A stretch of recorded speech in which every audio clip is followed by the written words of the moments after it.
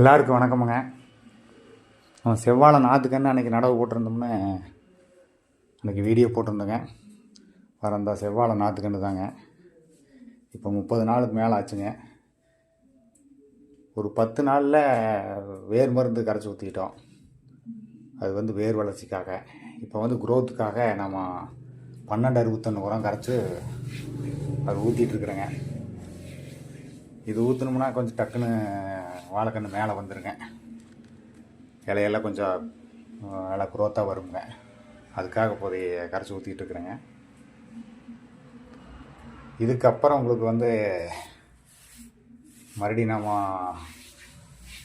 இன்னொரு தடவை கரைச்சி ஊற்ற வேண்டியது வரும் உரம். அதுக்கப்புறம் தான் சுத்திடி பறித்து வச்சோம்னா கொஞ்சம் நல்லா இருக்குங்க. நன்றிங்க.